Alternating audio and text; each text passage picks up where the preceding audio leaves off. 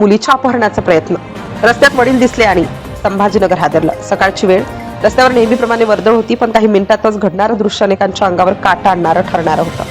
एका मुलीचा जीवघेणा प्रवास सुरू झाला होता, पण तिला अजूनही कल्पना नव्हती की ती बसलेली रिक्षा तिला कुठे घेऊन जाणार आहे. रोजच्या सवयीप्रमाणे ती मुलगी सकाळी क्लासला गेली होती. वातावरण अगदी सामान्य होतं.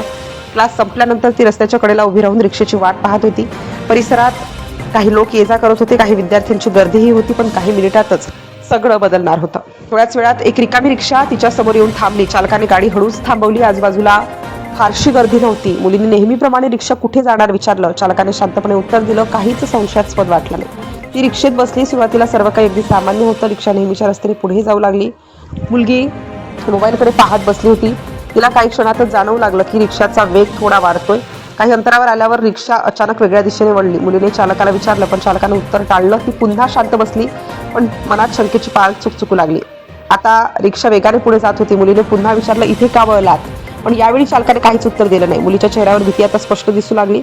रिक्षाच्या बाजूला पडदे लावलेले होते. बाहेर काय चाललंय ते स्पष्ट दिसत नव्हतं. मुलीने पडदा बाजूला करण्याचा प्रयत्न केला, पण रिक्षाचा वेग इतका होता की तिला भीती वाटू लागली. तिने चालकाला गाडी थांबवण्याची विनंती केली, पण चालकाने पूर्णपणे दुर्लक्ष केलं. आता तिच्या मनात भीतीचं सावट दाटू लागलं. परिस्थिती गंभीर असल्याचं तिला जाणवलं. रिक्षा आता मुख्य रस्त्यापासून दूर जात असल्याचं तिला जाणवत होतं. तिने पुन्हा आवाज दिला, पण चालक शांत होता. रिक्षा वेगाने पुढे जात होता. मुलीचं हृदय जोरात धडधडत होतं. तिने मोबाईल काढण्याचा प्रयत्न केला, पण हात थरथरत होते. तिला काही सुचत नव्हतं. रिक्षा वेगाने पुढे जात होती. ती आता पूर्णपणे घाबरली होती. रस्त्यावर काही वाहने दिसत होती, पण मदत मागायची कशी हा प्रश्न तिच्या समोर होता. ती सतत चालकाला गाडी थांबवण्यास सांगत होती, पण चालकाने पुन्हा दुर्लक्ष केलं. रिक्षा आता एका औद्योगिक भागाकडे जात होती. परिसरात कमी गर्दी होती. मुलीची भीती आणखी वाढली.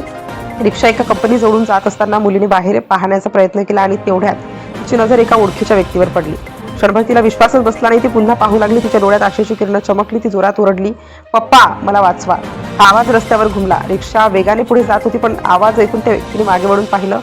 क्षणात परिस्थिती बदलली. त्या व्यक्तीने दुचाकी सुरू केली. रिक्षेचा पाठलाग सुरू केला. काही वाहनधारकांनी हा प्रकार पाहिला. रिक्षा अजून वेगाने पळू लागली, पण पाठलाग सुरूच होता. काही क्षणांसाठी सगळं थरारक झालं. अखेर काही अंतरावर दुचाकी रिक्षेसमोर आडवी लावण्यात आली. रिक्षा थांबली. मुलगी घाबरलेली होती. तिथे जमलेल्या लोकांनी चालकाला पकडलं. संतप्त जमा झाला. वातावरण तणावपूर्ण झालं. मुलगी रिक्षातून उतरली. तिच्या डोळ्यात भीती, पण ती सुरक्षित होती. वडिलांनी तिला धीर दिला. घटनेनंतर परिसरात मोठी खळबळ उडाली. लोकांमध्ये चर्चा सुरू झाली.